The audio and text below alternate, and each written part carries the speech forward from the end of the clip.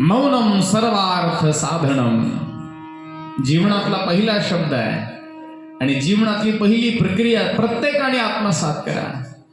तुम्ही माय असाल, बाप असाल, मुलगा असाल, मुलगी असाल, सून असाल, नातू असाल, नातवंड असाल, कर्ता असाल, तरुण असाल, अबाल असाल, वृद्ध असाल, घरी कुण्याही अवस्थेने जर जगत असलो तर एक सूत्र पहिलं लक्षात ठेवा. सुख पाहिजे ना, मौनम सर्वार्थ साधनम, शांत राहायला शिका.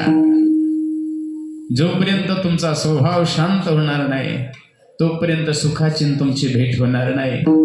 जोपर्यंत तुमची वणवण आणि दयनीय अवस्था शांत होणार नाही तोपर्यंत सुखाची तुमची भेट होणार नाही. ज्या दिवशी तुम्ही शांत झालो त्या दिवशी तुम्ही सुखी झालो आणि ज्या दिवशी तुम्ही या सुखाचा अनुभव घेतलो त्या दिवशी इथं आल्याचं सार्थक झालं. पहिलं सूत्र लक्षात घ्या, मौनम सर्वार्थ साधनम.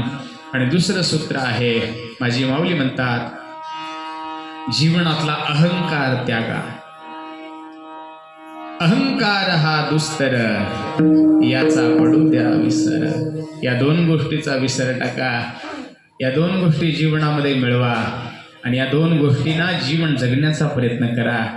पहिला आहे मौनाला धारण करा आणि दुसरं आहे स्वतःच्या अंतःकरणातला अहंकाराचा गड्डा काढून टाका. मी कोणीतरी आहे. एवढ्या दोन गोष्टी जर आम्हाला साधता आल्या ना, हे जीवन मुक्तीचा आनंद देणारा ठरणार आहे. लक्ष्मण म्हणे जीवन मुक्त चारा, भक्षोणी शंकरा प्रिय झाले.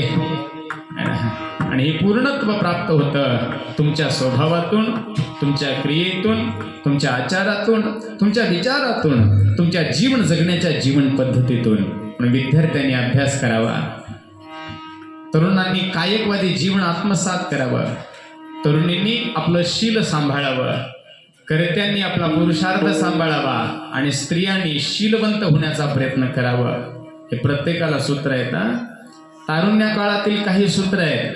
तारुण्य आहे तोपर्यंत त्याला सांभाळा, तारुण्य ढळल्यानंतर त्याचा विचार करण्यात उपयोग नाही आहे. म्हणून हाताला काम, डोक्याला विवेक आणि पायाला सत्कर्म, ह्या तीन गोष्टी या शरीराला द्या आणि या तीन गोष्टीतून जीवन सुखी होणार आहे याचं सूत्र शिका. अशा पद्धतीची सद्बुद्धी अनंत कोटी ब्रह्मांडाच्या